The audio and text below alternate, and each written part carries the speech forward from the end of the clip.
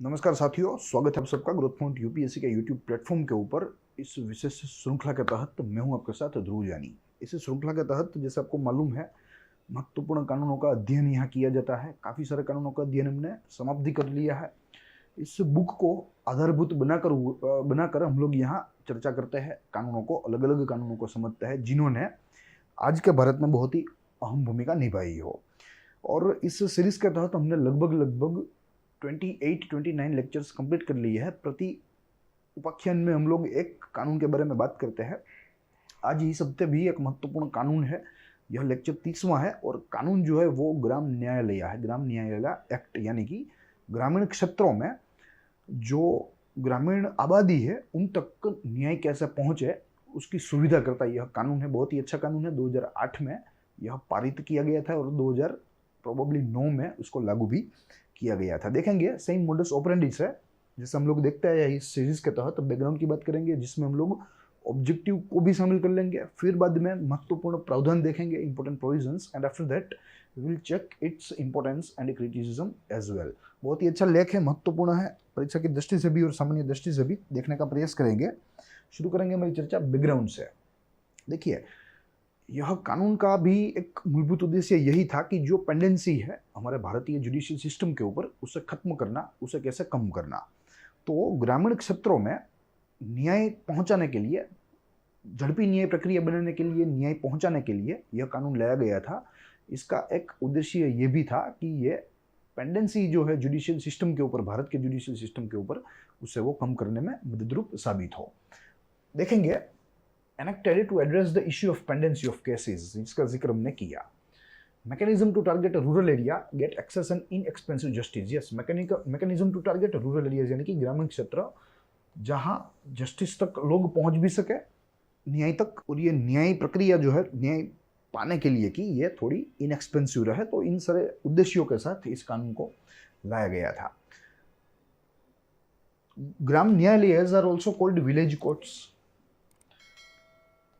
They actually deliver justice to door step, यानी कि जो ग्रामीण क्षेत्र है वहाँ के जो मार्जिनलाइज्ड लोग हैं उनको शहर तक नहीं आना होगा, उनको वहीं अपने घर में ही न्याय मिलेगा, उसके लिए यह व्यवस्था की गई थी। They are mobile courts, yes, actually the distinctive feature of this particular act is mobile courts. जो एक विशेष इसका फीचर है, इसका कैरेक्टरिस्टिक है, वो है मोबाइल कोर्ट, यानी कि ये डोर स्टेप तक जाएगी। ये कोर्ट जो है वहां तक लोगों को नहीं आना है न्याय के लिए, मगर ये कोर्ट अपने आप में लोगों तक जाएगी न्याय देने के लिए। ठीक है, तो यहाँ रूरल एरियाज में इसका बहुत ही प्रभाव पड़ेगा। रूरल एरियाज के लिए, वो मार्जिनलाइज्ड सेक्शन ऑफ पीपल्स के लिए ये कानून या ये व्यवस्था बहुत ही फायदेमंद साबित होगी। फिर जो लॉ कमीशन है उनके 144th रिपोर्ट में एक रिकमेंडेशन दिया गया कि आपको ग्राम न्यायालय का फॉर्मेशन करना चाहिए, यानी कि the law commission in its 114th report recommended to establish to form Gram Nyayalayas. देखिए, न्यायालयस, न्याय यानी कि जस्टिस, एंड आलय यानी कि होम या हाउस आप कह सकते हैं। ठीक है, and by putting it together, Gram Nyayalaya या Nyayalaya which will become houses of justice, अपने आप में ग्राम के अंदर ही। तो ये एक बहुत ही अच्छे उद्देश्य के साथ यह कानून को पारित किया गया था। It came into force on 2 अक्टूबर 2009। जो मैंने आपको बताया 2009 में यह अमलीकरण हुआ और महात्मा गांधी जयंती के ऊपर अमलीकरण हुआ। जो महात्मा गांधी जो अपने आप में गरीबों का जो है एक उदाहरक के तौर पर वे अपना जीवन जो है उन्होंने व्यतीत किया था। वे ब्रांड तो नहीं करते अपने आप को, मगर जरूर उन्होंने अपना जीवन जो है वो ऐसे ही व्यतीत किया था, इनका मसीहा बनकर, गरीबों का, जो सीमांत लोग हैं, सीमांत समूह है, उनका। Article 39A which falls in DPSP, directive principles for state policy, के तहत जो कानून, जो एक सेक्शन है वो ऐसा एनविसेज करता है कि इक्वल जस्टिस मिलनी चाहिए और मुफ्त जस्टिस मिलनी चाहिए, to provide equal justice and free legal aid to the citizen of India. तो यही कल्पना यहाँ इस कानून से सिद्ध होती है। यही कल्पना इस कानून से सिद्ध होती है। अब देखेंगे आगे ऑब्जेक्टिव्स की बात करेंगे, फिर बाद में मुख्य प्रावधान देखेंगे और अंत में इसके इंपॉर्टेंस व क्रिटिसिज्म की चर्चा करेंगे। ऑब्जेक्टिव की बात करें तो 3 मुख्य बिंदु है। सबसे प्रथम, brought into force in India to provide access to justice to every single household, यानी कि प्रति कुटुंब को न्याय देने के लिए, न्याय देने के उद्देश्य के साथ इसका गठन, इसका अमलीकरण, इसकी स्थापना की गई थी। यानी कि जो कोई लोग लीगल एड लेने के लिए सक्षम नहीं है आर्थिक रूप से, उनको भी न्याय मिले, ये कल्पना इस कानून के द्वारा, इस व्यवस्था के द्वारा की गई है। फिर उसके बाद the act provides for bringing justice to the doorstep of citizen, especially the marginalized and rural population of the country, yes, to the doorstep, जिसका जिक्र हमने किया। न्याय लेने के लिए लोगों को अदालत तक नहीं जाना पड़ेगा, मगर इस कानून के तहत अदालतें अपने आप में लोगों के पास आएगी न्याय बांटने के लिए, न्याय देने के लिए।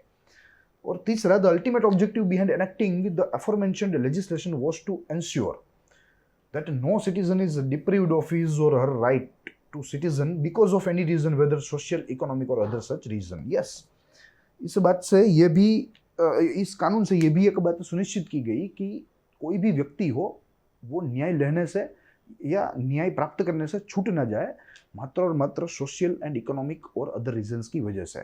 ठीक है, रीजन चाहे जो कोई भी हो, मगर उनको न्याय मिलना चाहिए और इस न्याय देने के लिए सरकार की भूमिका महत्वपूर्ण है और इसी भूमिका को सरकार परिपूर्ण करने के लिए यह कानून को लेकर आई थी। ये बात रही ऑब्जेक्टिव की।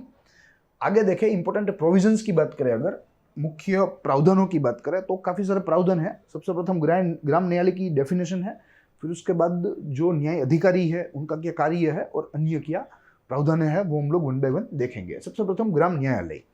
The state government after consulting the high court will establish 1 or more ग्राम न्यायालय for every panchayat or a group of contiguous panchayat at the intermediate level in any district as per the provision of section 3 of the act. Yes, the state government will set up after consulting to the high court of the particular state. यानी कि गुजरात में अगर ग्राम न्यायालय की स्थापना करनी है किसी भी ग्राम में या गांव इलाके में, ग्रामीण इलाके में, तो गुजरात की सरकार गुजरात हाईकोर्ट के साथ, अहमदाबाद हाईकोर्ट के साथ जो है बातचीत करेगी या तय करेगी और उस आधार पर यहाँ न्यायालय जो है उसकी स्थापना की जाएगी। यह ग्राम न्यायालय इंडिविजुअल गांवों के लिए भी हो सकते हैं, कलेक्टिवली 2-3 गांवों के लिए भी हो सकते हैं। It actually depends on the necessity. फिर बाद में Gram Nyayalaya can also be established where there is no panchayat at the intermediate level in the state. The jurisdiction of gram न्यायालय will be decided by the state government after consulting the high court. Yes, the jurisdiction of gram न्यायालय will also be decided by the consultation of high court. The headquarters of every gram न्यायालय shall be the headquarters of the intermediate panchayat or any other place notified by the state government. तो ये बात रही ग्राम न्यायालय की। उसके बाद देखें न्याय अधिकारी। तो section 5 of the act states that a न्याय अधिकारी will be appointed as the state government in consultation, appointed by the state government in the consultation with high court. यानी कि हाई कोर्ट का रोल यहाँ मुख्य है, चाहे वो न्यायालय के सेटअप करने में हो, चाहे वो न्यायालय का हेडक्वार्टर, उसका जुरिस्डिक्शन तय करने में हो, या न्याय अधिकारी की निमणूक हो। द न्याय अधिकारी should be a person who is eligible to be appointed as the judicial magistrate of the first class. Yes, यानी कि जो जुडिशियल मजिस्ट्रेट के लिए जो क्वालिफिकेशन है, वो क्वालिफिकेशन अगर कोई भी व्यक्ति में हो तो वो न्याय अधिकारी के लिए नियुक्त हो सकता है या किया जा सकता है। Also the state government can ensure that adequate representation is given to the marginal citizen of India. Yes, तो यहाँ ये भी राज्य सरकार के ऊपर एक जिम्मेदारी है कि जो मार्जिनलाइज्ड समूह में से आने वाले हैं, शेड्यूल्ड ट्राइब्स है, शेड्यूल्ड कास्ट है, उनमें से जो आने वाले हैं उनको भी यहाँ जो है एक बैलेंस्ड, एक समान प्रतिनिधित्व मिले, यानी कि ज़्यादा से ज़्यादा उनको भी न्याय अधिकारी बनाया जाए। फिर मोबाइल कोर्ट्स की बात करें, the most interesting feature of this act is section 9 which states that a न्याय अधिकारी will visit villages falling under his jurisdiction periodically and conduct proceedings at any place which is closest to the resident of party or to the place where the cause of action arose. Yes, न्याय अधिकारी को अपने jurisdiction के अलग अलग क्षेत्रों में visit करनी होगी रेगुलरली, पीरियडिकली, और वहीं न्याय देने की प्रक्रिया करनी होगी। ठीक है, जहाँ पे जो पक्ष रहते हैं उस जगह के आसपास कोई भी सेटअप में, चाहे वो सरकारी शाला हो, चाहे वो प्राइमरी हेल्थ केयर सेंटर हो, तो वहाँ वे यह जो कोर्ट है वो शुरू कर सकते हैं कोर्ट की प्रोसीडिंग और अपना न्याय बांट सकते हैं न्याय अधिकारी के द्वारा, यह बांटा जा सकता है न्याय। तो Gram Nyayalaya is required to inform the public about its conduct of a mobile court in any area. Yes, Gram Nyayalaya को अगर मोबाइल कोर्ट कंडक्ट करनी है अलग अलग जगह पर या जो है ये जो पक्ष रहते हैं उनके घरों के पास, तो उनको पहले एक प्रकार से जो है अलर्ट करना होगा कि भाई हम लोग पर्टिकुलर एरिया में पर्टिकुलर समय पर एक मोबाइल कोर्ट अरेंज करना चाहते हैं। Also the state government is duty bound to assist the mobile court with every possible facility the require. Yes, जो स्टेट गवर्नमेंट है उसके ऊपर भी बड़ी जिम्मेदारी तय की गई है इस कानून के द्वारा कि अगर मोबाइल कोर्ट्स ऑपरेशनल होना चाहते हैं, अगर न्यायाधिकारी किसी भी जगह मोबाइल कोर्ट सेटअप करना चाहता है तो उनको राज्य सरकार की भरपूर सहायता मिलनी चाहिए, जो कोई भी शक्की हो। तो यहाँ एक प्रकार से राज्य सरकार के ऊपर इसकी जिम्मेदारी है। फिर उसके बाद देखें तो jurisdiction power and authority of Gram Nyayalaya में it has been given both type of jurisdiction, criminal and civil jurisdiction for the case that fall under their area of jurisdiction as stipulated in the section 11 of the act. The extent of the civil and criminal jurisdiction of the court has been provided in the schedule appended with the act, and the state government in consultation with high court has been given the power to add offences under part 3 of the schedules as per section 14 of the act. Yes, यहाँ इस कानून के साथ कुछ schedules जो है जुड़े गए हैं। इस शेड्यूल में जो जुरिस्डिक्शन है उसके बारे में कहा गया है, criminal jurisdiction, civil jurisdiction, plus यहाँ राज्य सरकार को भी एक पावर दिया गया है कि जब उनको ऐसा लगे, जब उनको ज़रूरत लगे, प्रकार की नेसेसिटी लगे, तो वो भी इस शेड्यूल में अमेंड करके अलग अलग ऑफेंसेस को ग्राम न्यायालय के कार्यक्षेत्र में जोड़ सकते हैं। Whereas the central government has been power to remove the offences mentioned in part 1 and 2 of the schedule. Yes, state government के लिए पार्ट 3 है शेड्यूल का, वहीं सेंट्रल गवर्नमेंट के लिए पार्ट 1 एंड 2 है। इस पार्ट में वे ऑफेंस ऐड भी कर सकते हैं, इसमें से रिमूव भी कर सकते हैं, and same goes with state government. फिर उसके बाद प्रोसीजर की बात करें क्रिमिनल केसेस में, the Gram Nyayalaya act has been given an overriding effect to the code of criminal procedure to the extent where the provisions of the code are in contravention with the act. Yes, जब criminal procedure code की जो procedure जो lay down की गई है, अगर उनके साथ ग्राम न्यायालय का मेल नहीं हो रहा है, तो in that case the procedure, the process of Gram Nyayalaya will prevail, वो यहाँ साफ तौर पे लिखा गया है। Also the Gram Nyayalaya has been given power of the judicial magistrate of the first class. The Nyayalayas would follow the summary procedure as provided in the code of criminal procedure, but whenever Nyayadhikari would feel it unfair to conduct a summary procedure, he may follow the detailed procedure of the code. Yes, न्यायाधिकारी जो है वो यहाँ से summary भी follow कर सकता है procedure की, कोड ऑफ सिविल और क्रिमिनल प्रोसीजर की, और वहीं इन केस की उसे लगे कि यह अनफेयर हो रहा है तो ऐसे केस में डिटेल्डली वो क्रिमिनल प्रोसीजर कोड की इस जो है रूपरेखा से वे गुजरेंगे या उसको फॉलो करते जाएंगे। फिर उसके बाद procedure in civil cases it's similar to criminal case. न्यायाधिकारी को छूट मिली हुई है, एक प्रकार से जो है एक प्रकार से सत्ता मिली हुई है कि वो समरी भी ले सकते हैं सिविल प्रोसीजर कोड की, और इन केस कि अगर उनको समरी नहीं लेनी है तो वे डिटेल्ड भी उसको फॉलो कर सकते हैं। तो न्यायाधिकारी जो है उसको सत्ता दी गई है। इन सारी चीज़ों को पढ़ने की ज़रूरत नहीं है, मैंने आपको बहुत ही संक्षिप्त में बता दिया। फिर उसके बाद जनरल प्रोसीजर गाइडलाइंस की बात करें तो apart from the specific procedure provided for criminal and civil cases in chapter 4 and 5 respectively, chapter 6 of the act provides for general procedures common to all cases. Section 29 of the act states that the proceedings shall be conducted in the official language other than English. Yes, English के सिवा अन्य अधिकृत भाषाओं में जो proceedings है वो चलनी चाहिए। ग्राम न्यायालय has also been given the power to not follow the provisions of the Indian Evidence Act intricately. Yes, ग्राम सभा को ये भी सुविधा दी गई, जैसे क्रिमिनल प्रोसीजर कोड भी नहीं फॉलो करना है उनको इंट्रिकेटली, सिविल प्रोसीजर कोड भी नहीं फॉलो करना है, और साथ में इंडियन एविडेंस एक्ट भी नहीं फॉलो करना है। हाँ, वे लोग रेफरेंस ले सकते हैं अगर वे चाहे तो, मगर उसे ही फॉलो करके वे अपना फैसला सुनाए, वो यहाँ उस पर्टिकुलर मुद्दे से यहाँ ग्राम न्यायालयों को इम्यूनिटी मिल गई है या प्रिविलेज मिला हुआ है। It can take evidence and deal with it in a manner that is best for the dispute. Dispute के ऊपर, पूरे मामले के ऊपर यह तय किया जाएगा और यह तय ग्राम न्यायालय के द्वारा ही होगा कि कैसे हम लोग इस पर्टिकुलर मामले में आगे बढ़े।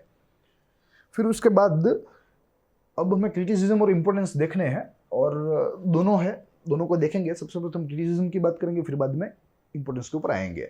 देखिए, इनएडिक्वेट इम्प्लीमेंटेशन, ग्राम न्यायालय जो है इनका जो इम्प्लीमेंटेशन जो एनविसेज किया गया था वो आज नहीं है, इनफैक्ट बहुत ही कम है। काफ़ी सारे ऐसे राज्य है जो अपने आप में ग्राम न्यायालयों को प्रमोट नहीं करता है, उसे इंथुसियाज्म प्रोवाइड नहीं करता है।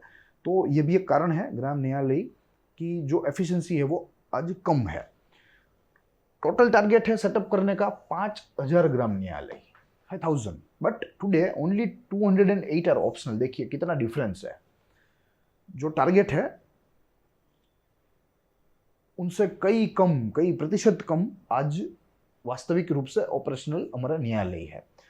Plus entire purpose of mobile courts got closed या got lost, I am sorry. होता यह है कि जो न्यायाधिकारी है वो जाते नहीं है, विजिट नहीं करते, जैसे यहाँ एनविसेज किया गया है कि they need to visit periodically और रेगुलरली इन देयर जुरिस्डिक्शन। ठीक है, तो वे जाते नहीं है। जो इंटरमीडिएट कोर्ट्स है, जो डिस्ट्रिक्ट कोर्ट है, उनके प्रांगण में ही, उनके प्रीमिसेस में ही ग्राम न्यायालय चलती है। तो इस वजह से जो मोबाइल कोर्ट का जो पूरा उद्देश्य था वो यहाँ खत्म होता दिख रहा है। जो सबसे अच्छा फीचर था इस कानून का वही अपने आप में यहाँ खत्म होता दिख रहा है। तो ये इनकी बड़ी क्रिटिसिज्म हो सकती है। ऑन द अदर एंड अगर इंपॉर्टेंस की बात करें तो सबसे प्रथम तो जस्टिस टू रूरल एरिया सबसे बड़ी बात है। ग्रामीण क्षेत्रों के लोगों को न्याय के लिए शहर में आना पड़ता है, वो यहाँ ग्राम न्यायालय ने खत्म कर दिया। वे अपने गांव में ही जो है अदालत को अपनी बातें सुना सकते हैं, अपने डिस्प्यूट्स ले आ सकते हैं। उल्टा कोर्ट्स जो है वो उनके डोर स्टेप तक जाएगी। तो यहाँ जस्टिस टू रूरल एरिया, ये किसका इंपॉर्टेंस है। दूसरा, reduce pendency of judicial system. अधिकांश जो ग्रामीण मामले होते हैं वे यहाँ ही जो है जिनका समाधान यही हो जाता है, तो उनको हमारी मेन स्ट्रीम जुडिशरी में जाने की ज़रूरत ही नहीं पड़ती। तो अपने आप में it reduces the pendency of the entire judicial system. And after that third one is justice eight door step. अगर यहाँ जो बात हमने की, यहाँ जो न्याय अधिकारी जो है वे अगर अपने कार्यों को अच्छी तरीके से समझे और ईमानदारी से अपना काम करे, तो मोबाइल कोर्ट्स के जरिए जस्टिस जो है वो किसी भी व्यक्ति को अपने चौखट पर मिल सकती है, उनको अपने घर के बाहर भी नहीं निकलना पड़ेगा। तो यही सारी जो है पावरफुल कल्पना है यहाँ इस कानून ने जो है करी है, मगर इसका इम्प्लीमेंटेशन ही आधारभूत है और इम्प्लीमेंटेशन के ऊपर ही सारा इस पर्टिकुलर कानून के सक्सेस का आधार है। तो आज इस कानून के तहत हमने एक बहुत ही अच्छी संस्था देखी जिसे ग्राम न्यायालय कहते हैं। इसका उद्देश्य भी देखा, बैकग्राउंड भी देखा, महत्वपूर्ण प्रावधान भी देखे, न्याय अधिकारी का कार्य भी देखा और इसके महत्व को और इसकी टीकाओं को भी समझा। तो I hope you enjoy the lecture. हम लोग मिलेंगे अगले हफ्ते अगले एक कानून के साथ, महत्वपूर्ण उसके जो प्रावधान है वो, उसके इंपॉर्टेंस वो क्रिटिसिज्म के साथ। तो तब तक के लिए दीजिए इजाज़त। देखते रहिए ग्रोथ मोड यूपीएससी। स्वस्थ रहिए, खुश रहिए। जय हिंद।